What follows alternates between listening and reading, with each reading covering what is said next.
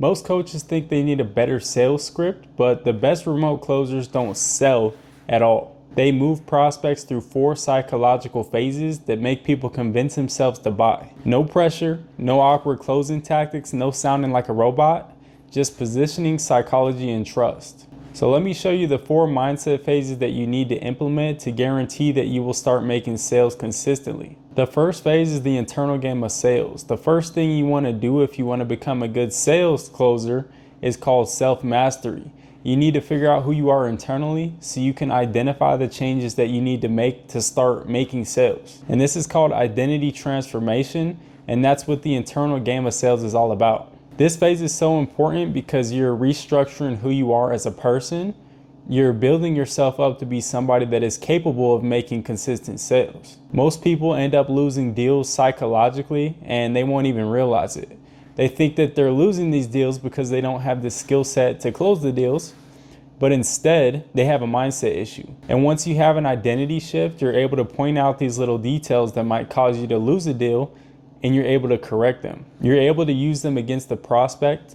And some of these little details include various things: self-sabotaging deals, whether that's by over-explaining things or pre-objection handling, fear of rejection on the sales call, and thinking that logic is going to override people's emotions when you go to close the deal. So what do you do to combat this? Well, you first stop self-sabotaging deals. Most closers have a big problem with over-explaining things. Like when you're on a call with these prospects, most people are simple-minded and they want the simplest solution they can possibly have. And the only thing you're going to do by over-explaining and over-complicating things for these prospects is you're just going to make them shut down because they're being overwhelmed with information, and then you end up losing the deal.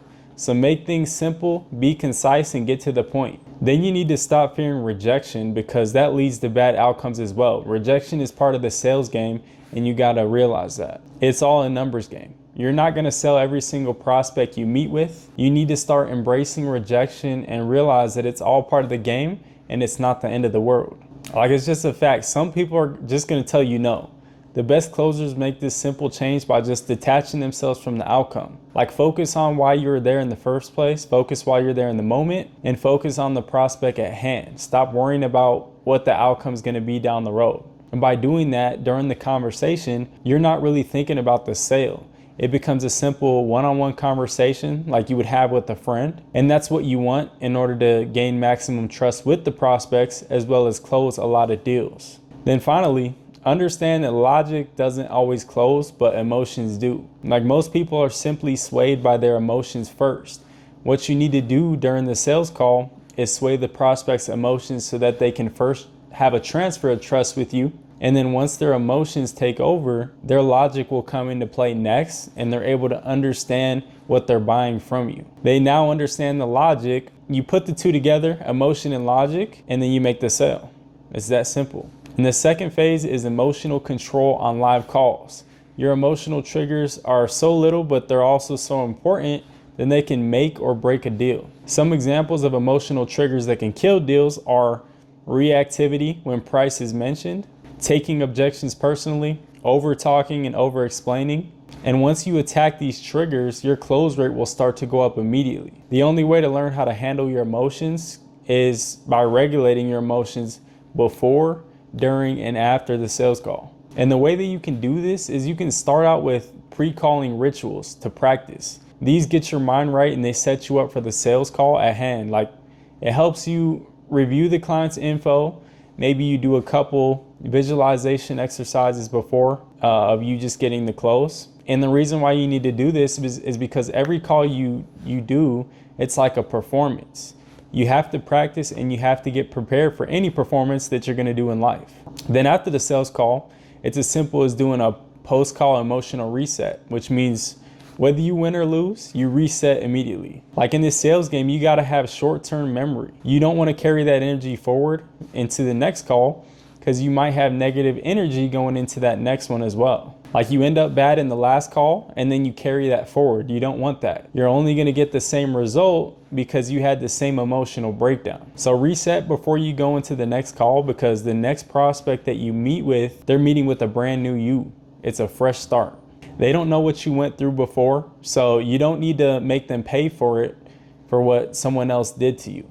And the third phase is mindset integrated sales execution. This is the phase where you use your mindset to fuel your sales tactics. The best way to start out with that is by active listening and asking questions that will move the conversation forward. Like, let the prospect speak, hear what's beneath their words, and really try to retain what they're telling you so that you can use that further in the conversation, which is actually going to do two things. It will show the prospect that you're actually listening to them, and it will help you use what they've said against them, because you now have the solution to their problems and you know what their problems are. And the way that you do this and you get to the point of listening to them is that you need to ask questions that are only going to further the conversation. Like, stop asking people bad questions, how's the weather, blah, blah, blah, useless questions like that. Start thinking about what you're going to ask the prospect ahead of time so that you can start connecting these questions together and you can solve the puzzle. Another thing you need to do with the prospect during these calls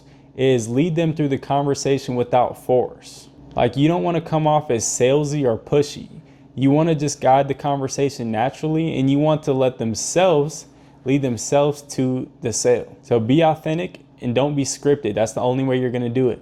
Like, you may have a script that you're following, obviously, but you want to make it sound like you're having a one-on-one conversation with them, to where you're understanding what their problems are so that you can provide the solution to them. They feel like you are someone that they can vent to and get their problems out, and that's ultimately going to lead them to buy from you. So guide them to the right decision. And the fourth and final phase is called performance optimization. What this means is putting the first three phases together and staying consistent with them. The way that you do this is through self-assessment and practice. Like, there's no easy way around it. So start recording and reviewing your sales calls so that you can point out what you're doing well and what you need to work on more. Then practice on separating your worth from your performance. You're not always going to have good outcomes, and if you go through a drought, you can't let that get you down. Like, you're only setting yourself up for a loss, and a loss of confidence as well. And you need confidence to close these sales calls. You got to understand that your performance is not always your worth. Some people are just going to tell you no regardless. You have to live with that. Putting your ego to the side and taking criticism is also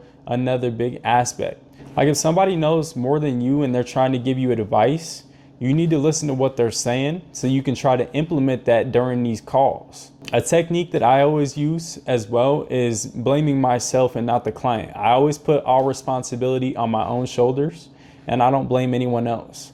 If I don't end up coming out with a sale, it's only because I did something wrong. I need to figure out how to correct my mistake so that the next time I'll be sure that it doesn't happen again. And it's critical that you implement these 4 mindset phases into your own life if you want to start making consistent sales and seeing an increase in your close rate. You always have 2 choices in life. You can either sit back and do nothing and expect different results, expect to be successful with luck, or you can really start practicing these things in your life every single day so that you do have the habits and mindset built up to stay consistent over time. And that's really what separates high-performing closers with average people trying to make sales. And that's a wrap for this video here today. If you were able to take something from this content, be sure to drop a like down below and show some love. And if there are any topics that you want me to talk about relating to sales, drop them in the comments as well so that I can gather those ideas and start putting them out into content for you. But on that note, I will be back with more content.